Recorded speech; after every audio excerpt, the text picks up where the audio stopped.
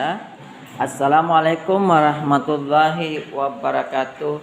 Waalaikumsalam warahmatullahi wabarakatuh. Selamat pagi. Pagi. Mesin bisa. Tuh. Selamat pagi. Pagi. Mesin bisa. Saya ulangi semangat ya. Selamat pagi. Pagi. Mesin bisa. Hukum. Yes. Alhamdulillahirabbil alamin wassalatu wassalamu ala asyrafil anbiya'i wal mursalin sayyidina Muhammadin wa ala alihi washabbihi ajmain amma ba'du. Selamat berjumpa dalam kuliah metodologi penelitian hukum. Kali ini kita akan membahas materi tentang peran ilmu pengetahuan.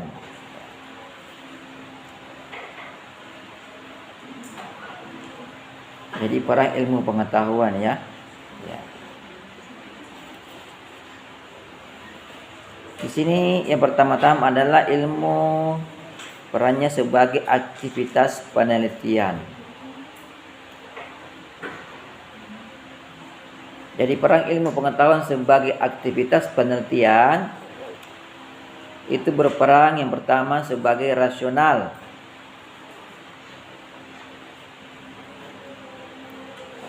Jadi peranannya adalah rasional. Artinya proses pemikiran yang berpegang pada kaidah-kaidah logika. Rasional di sini diartikan sebagai proses pemikiran yang berpegang pada kaidah-kaidah logika. Dengan kata lain, rasional mengukur segala sesuatu berdasarkan apa yang menurut pikiran kita masuk di akal, yang mampu dianalisa oleh akal atau pikiran kita. Yang kedua adalah kognitif.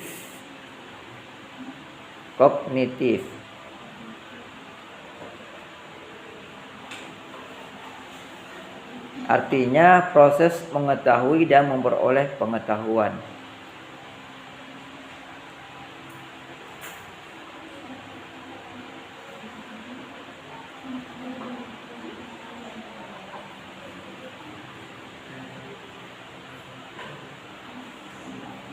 Kemudian yang ketiga adalah teleologis.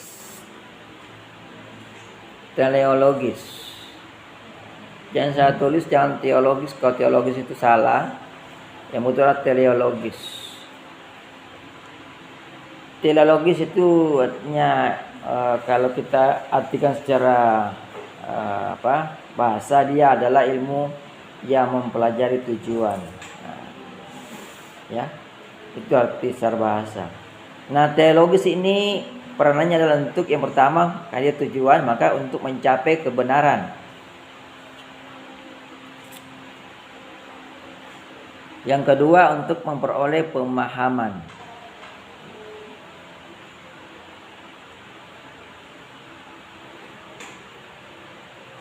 Yang ketiga untuk memberikan penjelasan.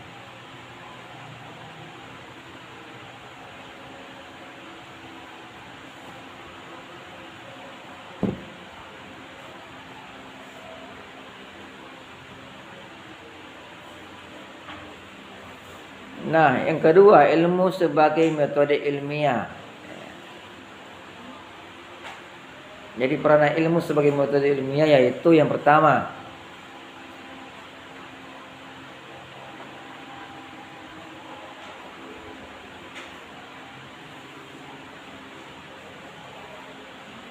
minggu sebelumnya saya sudah terangkan bahwa metode itu adalah cara ya. Cara itu adalah proses. Yang pertama adalah pola prosedural.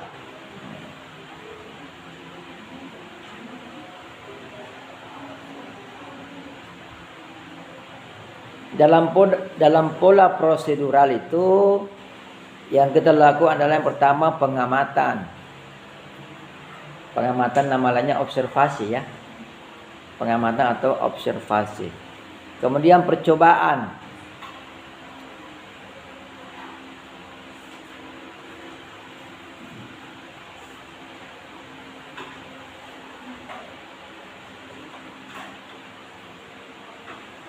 Pengukuran, ya.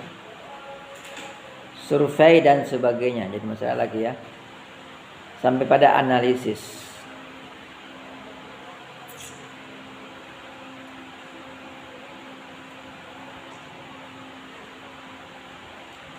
Yang kedua adalah tahapan atau langkah-langkah.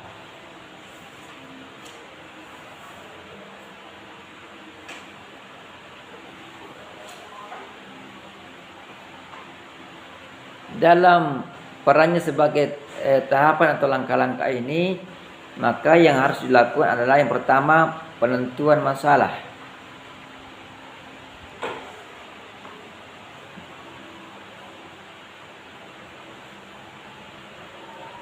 Kemudian perumusan hipotesis jika ada, ya. Jadi penentuan hipotesa atau hipotesis. Kemudian melakukan pengumpulan data. Data itu bisa diambil dari data kepustakaan, bisa data di lapangan.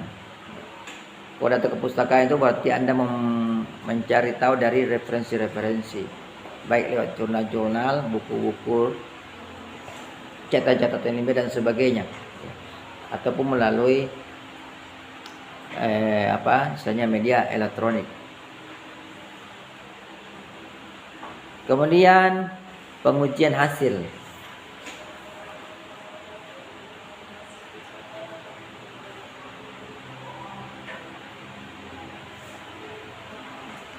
Kemudian peran ketiga adalah, jadi peran sebagai ilmu sebagai metode ilmiah itu, yang ketiga adalah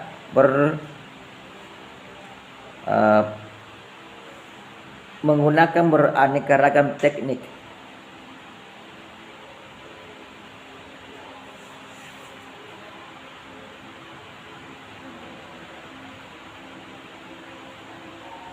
Misalnya membuat pedoman wawancara. Jadi kalau kalian menggunakan wawancara, maka kalian harus membuat pedoman wawancara. Apa itu pedoman wawancara? Pedoman wawancara adalah daftar pertanyaan yang akan diajukan kepada pihak yang akan diwawancarai.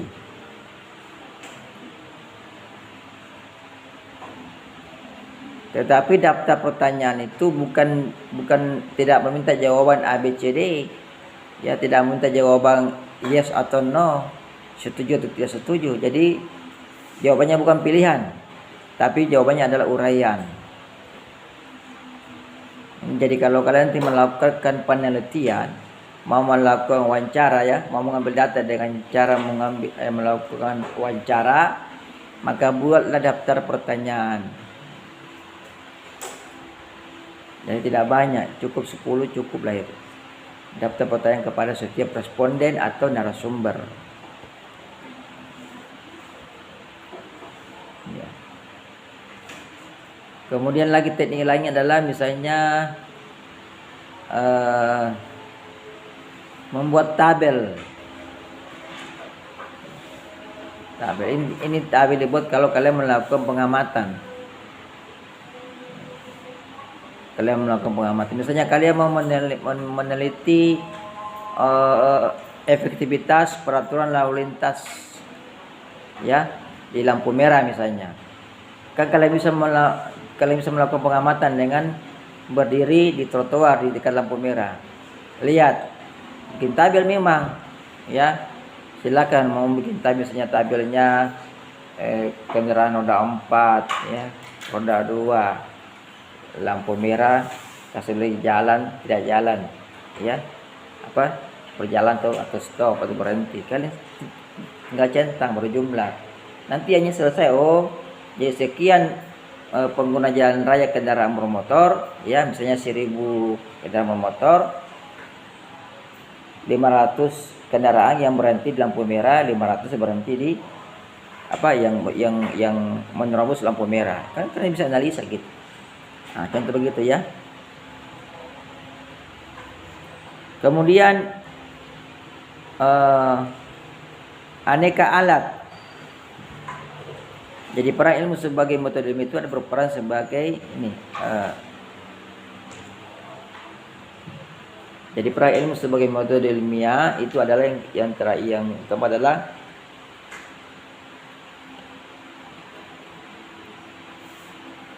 perannya adalah menjadi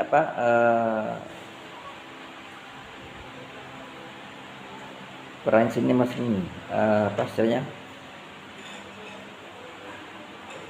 supaya dia berperang itu maka Anda harus menyiapkan Anda harus menyiapkan aneka peralatan, ya. Jadi dalam penelitian juga kita dikenal dengan berbagai macam peralatan. Misalnya yang paling utama yang kalian harus punya adalah komputer, ya, laptop. Harus punya itu ya. Iya. Kalau tidak punya komputer, laptop ya susah ya. Susah kalian memerangkai ilmu sebagai metode ilmiah. Jangan cuma bermodalkan kertas dan pulpen saja, tapi komputer.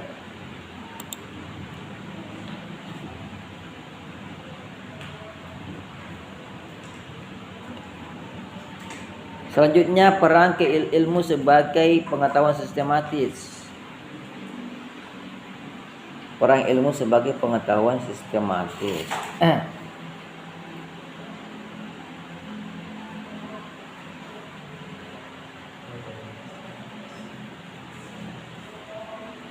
Ini dibagi menjadi dua. Yang pertama, dilihat dari hasil kegiatan.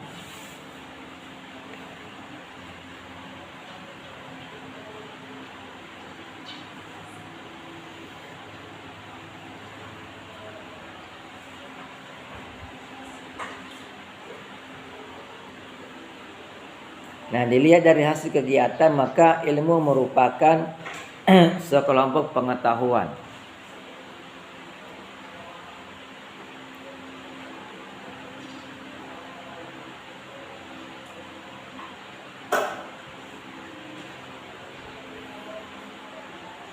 Tentang sesuatu pokok permasalahan.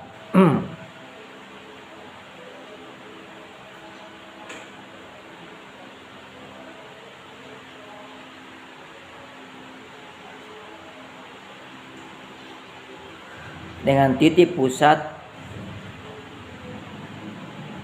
minat pada permasalahan tertentu, ya, sehingga merupakan berbagai konsep.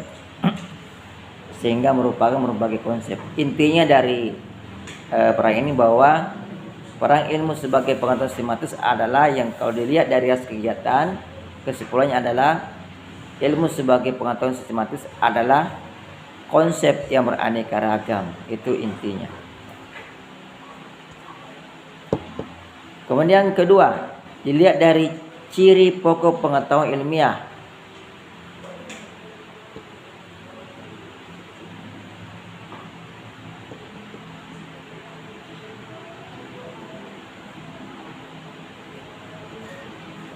Kalau dilihat dari ciri pokok pengetahuan ilmiah, maka peran ilmu sebagai pengetahuan sistematis itu adalah yang pertama empiris, sistematis, objektif, analitis, dan verifikatif.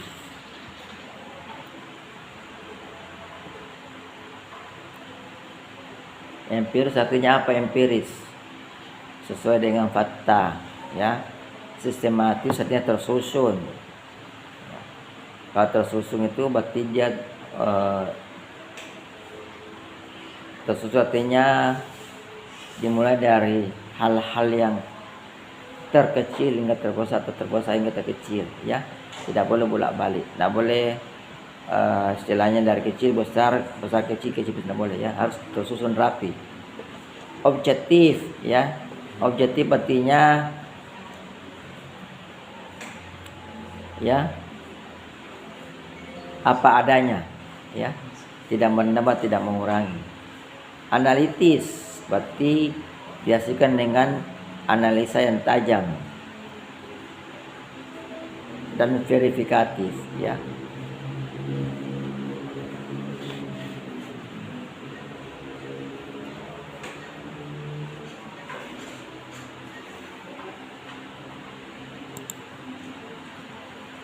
Saya sebentar ada rapat ya, jadi ini kuliahnya agak cepat.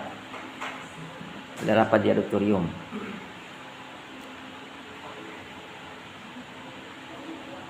Nah, yang terakhir, sebelum tutup, kita masuk pada pencarian kebenaran.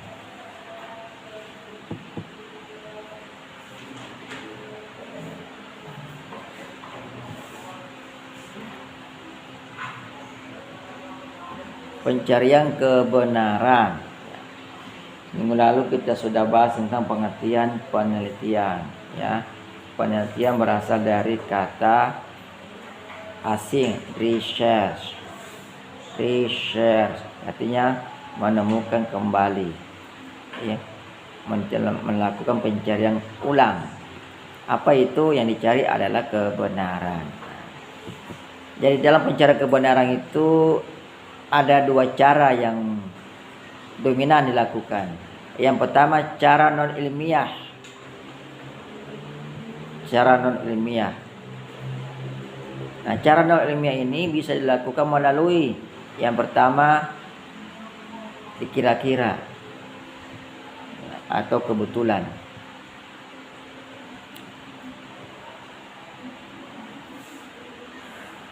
Kebetulan atau kira-kira, ya. Yang kedua, cara yang untung-untungan. Ini sebenarnya coba-coba. Orang bilang trial and error. Ya. Trial dan error. Coba-coba dan gagal. Ini untung-untungan ini. Ya. Dimulai dari percobaan, diakhiri dengan kegagalan. Error, ya. Yang ketiga, otoritas seseorang. Kalau otoritas seseorang berarti sedikit menggunakan kewenangan. Yang keempat, spekulatif. Apa itu spekulatif? Apa itu spekulatif? Ya. Ya. Apa itu namanya spekulatif? Spekul. Ya. Disuruh kerja tugas, ya. Banyak alasannya, bilang sibuk lah, apalah, itu spekul itu. Disuruh dikasih jadwal jadwal meet, dibilang maaf Pak, tak bisa datang, lagi bantu orang tua. Spekul juga itu. Artinya memberikan alasan yang tidak terjadi. Yang berikutnya secara gaib.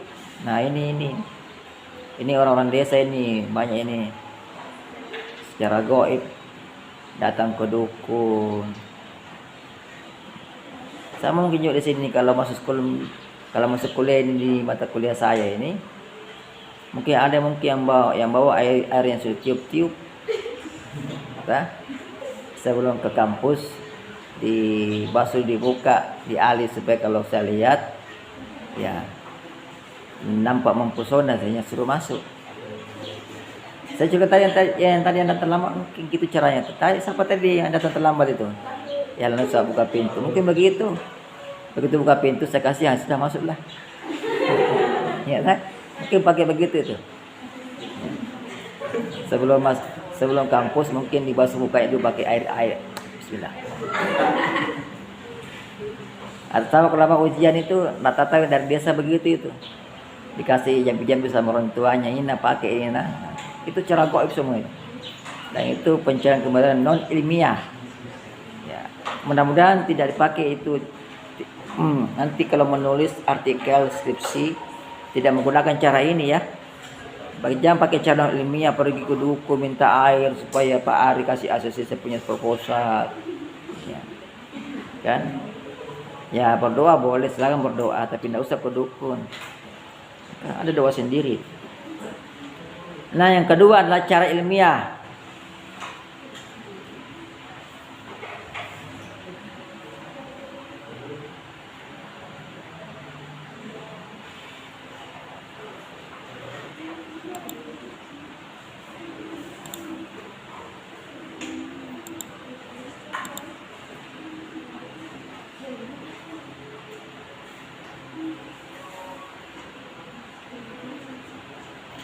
Cara ilmiah ini bisa melalui pertama berpikir kritis rasional. Kritis rasional.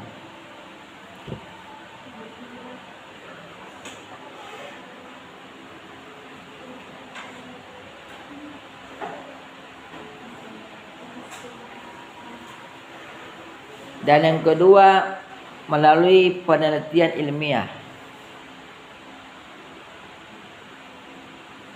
Penelitian ilmiah.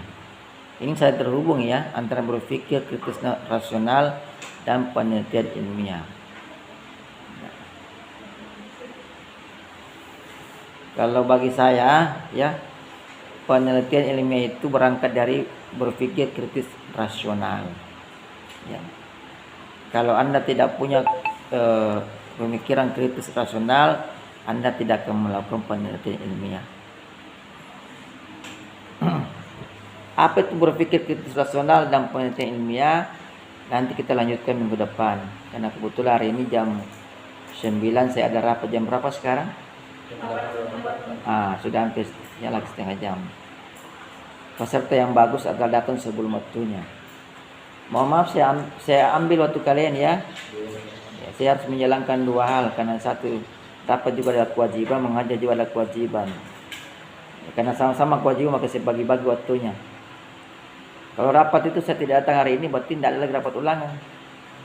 Kalau mata kuliah kan bisa lagi kalian cari referensi ya. Saya tidak membatasi kalian mencari referensi, silakan itu menambah. Tapi ketika nanti menjawab soal, tolong nanti yang dikasih, yang dijawab adalah sesuai dengan saya berikan ya. Ya, supaya jangan bingung. Bukannya salah, tapi tidak ya. Supaya kalian jangan capek belajar. Oke, tugasnya terakhir, tetap ada tugas yang kedua. Jadi tugas ini sifatnya ada sifat expirednya ya. Kalau sudah lewat jangan lagi kerjakan tugas yang ya. Kalau sudah tugas kedua jangan lagi kirim tugas pertama, nanti saya bingung apa lain ya. Jangan membuang waktu saya dengan memasukkan hal-hal yang sudah terlambat. Kita ini dipacu dengan sistem. Dosen mengajar itu pakai online sekarang. Jadi kalau saya terima lagi yang terlambat, ini sistem ini tidak mau yang terlambat. Nanti saya olah sendiri. Jadi ini sudah tugas kedua, jangan lagi setor tugas yang pertama ya.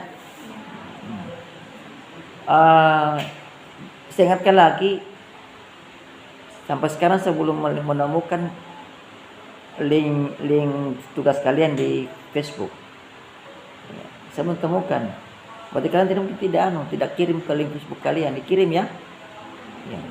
Dikirim paling sedikit di 100 orang lah. Tag kalian itu link video YouTube kalian kirim ke Facebook kalian ya. Kemudian tag 100 orang. Masa anda punya teman 100 orang? Utamakan tag orang Kolaka ya. Dan teman-teman dosen kalian, biar banyak melihat. Karena teman-teman dosen kalian itu banyak teman-teman di luar Jawa sana. Di luar Sulawesi, di luar Kolaka. Ada di Makassar, ada di Kalimantan, ada di Jawa ya. Banyak karena dosen kalian itu berasal dari seluruh perguruan tinggi di Indonesia ya.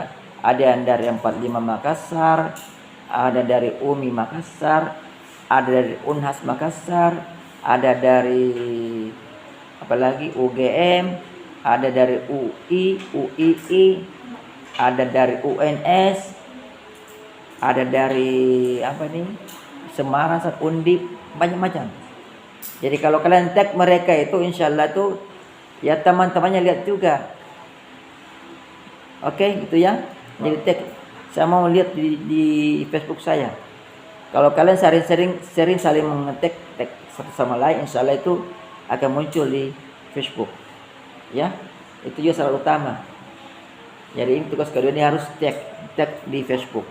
Jadi linknya kirim ke Facebook dulu, tag 100 orang. Utamakan dosen-dosen kalian atau orang-orang di Kolaka ya. Utamakan kalau sudah tahu misalnya pekerjaannya apa, tidak usah tag ke tukang beca ya. Misalnya ini dosen, ini mahasiswa, tag ya itu. Ini SMA, tag aja. Siapa tahu dia masih kelas 3 SMA, pas lihat video kalian ganteng, wah selesai ini, masuk nggak didukung, ya, gitu.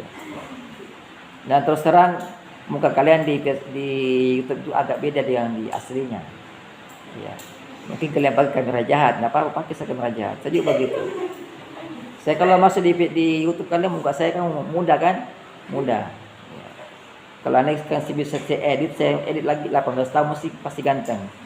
Tapi belum ketemu aplikasi yang begitu. Oke ya, tugasnya hari ini adalah apa tadi materinya? Karena ilmu pengetahuan. Yang terakhir apa tadi saya kasih? Peran ilmu sebagai konsep. Yang terakhirnya lagi? Cara ilmu. Apa itu?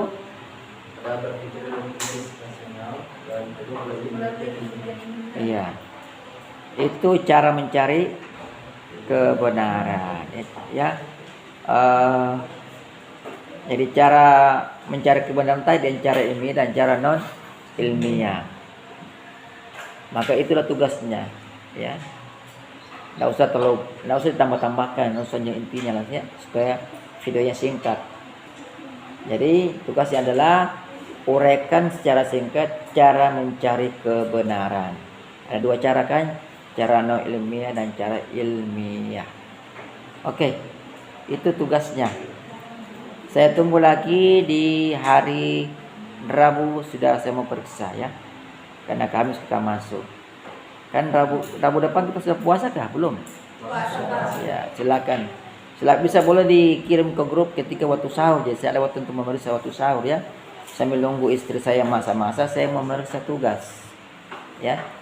Habis periksa tugas saya dapat langsung sahur, nyambung kan? Ya, tidak ada waktu yang terbuang. Baik, sekian hari ini. Terima. Ya, ada pertanyaan silakan.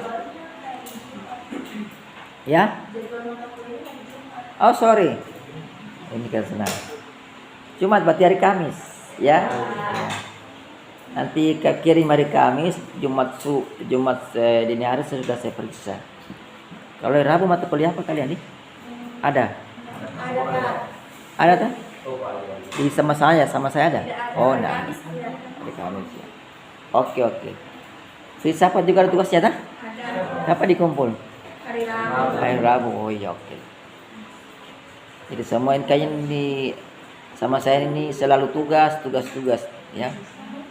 Semoga tugas-tugas ini bisa merefresh kalian punya pikiran, ya, mengingat kembali supaya nanti ketika mid dan final tidak susah lagi mengingat. Oke. Baik, sekian hari ini. Billahi taufiq wal hidayah. Wassalamualaikum warahmatullahi wabarakatuh. Waalaikumsalam.